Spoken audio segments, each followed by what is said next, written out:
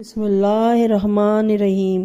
رمضان مبارک کا پہلا جمعہ۔ حضرت امام جعفر صادق علیہ السلام سے روایت ہے کہ جو شخص اس مبارک مہینے میں نہیں بخشا گیا تو وہ اگلے سال تک نہیں بخشا جائے گا۔ حضرت امیر المومنین علی بن ابی طالب علیہ السلام جب افطار کرتے تھے تو وہ فرماتے ہیں کہ آخر دن کے وقت خداوند عالم ہزاروں انسانوں کو بخشتا ہے، لہذا تجھے بھی دعا کرنی چاہیے کہ خداوند عالم تجھے ان سے قرار دے۔ افطار کرنے کے وقت سورہ انا انزلنا پڑھے اور افطار کرنے کے وقت صدقہ دے اور روزہ داروں کو افطار کرائے، اگرچہ چند دانے کھجور یا شربت کے بھی کیوں نہ دے۔ جناب رسول خدا صلی اللہ علیہ وآلہ وسلم سے مروی ہے کہ جو شخص کسی روزہ دار کو افطار کرائے تو اس کے لیے اس روزہ دار جتنا ثواب ہوگا، اس روزہ دار کے ثواب میں بھی کوئی کمی واقع نہ ہوگی۔ رمضان مبارک کا پہلا جمعہ، اس میں کچھ نمازیں ہیں جو میں آپ کو بتاتی ہوں۔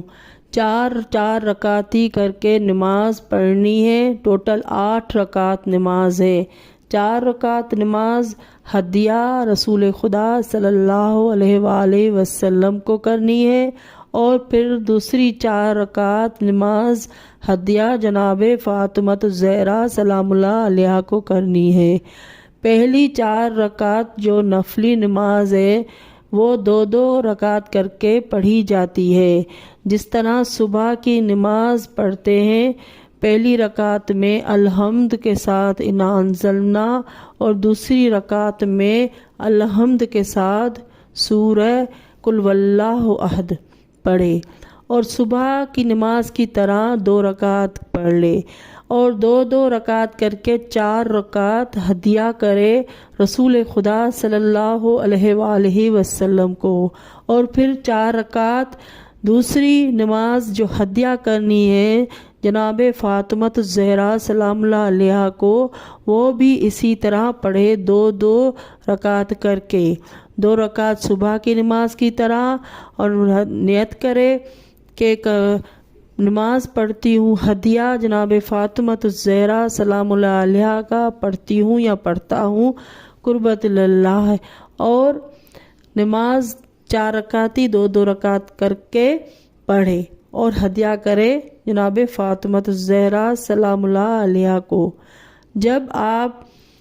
یہ نماز پڑھ لیں تو درود شریف کی تسبیح ضرور پڑھیں، جتنا چاہے درود پڑھیں، اور اس ماہ مبارک میں جتنا چاہے درود پڑھیں، استغفار کریں اور